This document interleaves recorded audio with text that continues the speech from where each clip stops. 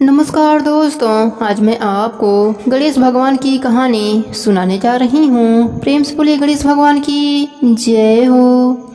एक समय की बात है, एक नगर में श्याम नामलाल का आदमी अपने पत्नी सुनैना के साथ रहता था। वह दोनों गणेश भगवान के परम भक्त थे। वह नियम से गणेश भगवान की पूजा पाठ किया करते थे। वह लोग गणेश भगवान को अपना इष्ट देवता मानते थे।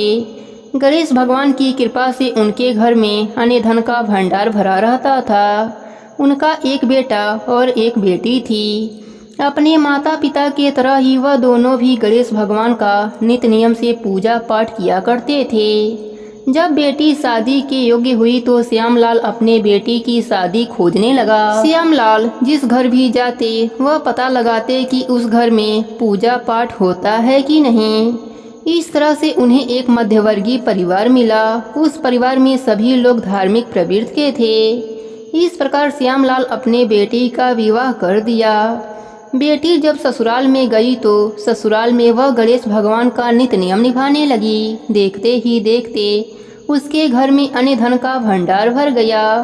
अब वह सेठ सेठानी कहलाने लगे। यह बात उनके पड़ोसन को अच्छी नहीं लगी। वह राजा के पास गई और राजा से बोली, हमारे पड़ोस में एक बहू आई है, वह साक्षात लक्ष्मी है। उसके आने के बाद वह लोग दिन दूना रात चौगुना तरक्की कर रहे हैं।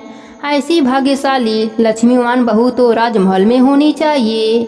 अगर वह आपके पास रहे तो आपका राजकोष कभी भी खाली नहीं होगा महाराज। पड़ोसन की बात सुनकर राजा उसकी बातों में आ गया। वह राजा सेठ के घर से उसके पत्नी को लाने का हुक्म दे दिया। सिपाही आए और बहू को साथ चलने को कहने लगे। बहू ने कहा, आप महाराज जी से कह देना कि मैं 12 दिन बाद आ जाऊंगी। इस प्रकार सिपाही राजमहल आकर राजा को बता दिए। राजा भी मान गया। इधर बहू गणेश भगवान से प्रार्थना करने लगी, हे प्रभु, मेरी लाज आपके हाथों में है, आप मेरी रक्षा करना। गणेश भगवान के कोप से राजा का शरीर जलने लगा। देखते ही देखते उसके शरीर में कोढ़ निकल आया। वह अपना बहुत इलाज करवाया पर उसके शरीर से जलन समाप्त ही नहीं हो रही थी। फिर उसने पंडितों से इसका उपाय पूछा। तब पंडितों ने बताया कि आपने सत्य की बहू पर बुरी नजर डाली है, इस कारण से आपको गणेश भगवान सजा दे रहे हैं। फिर राजा पछताता हुआ सेठ के घर गया और बहू से क्षमा मांगी और उसने उसे धर्म की बहन बनाया। साथ ही गणेश भगवान से भी क्षमा मांगी। इतना करते ही राजा का शरीर पहले जैसा हो गया।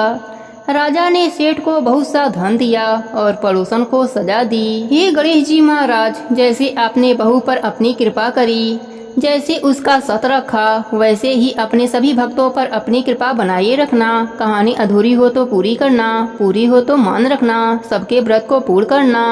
प्रेम से बोलिए गणेश भगवान की जय हो।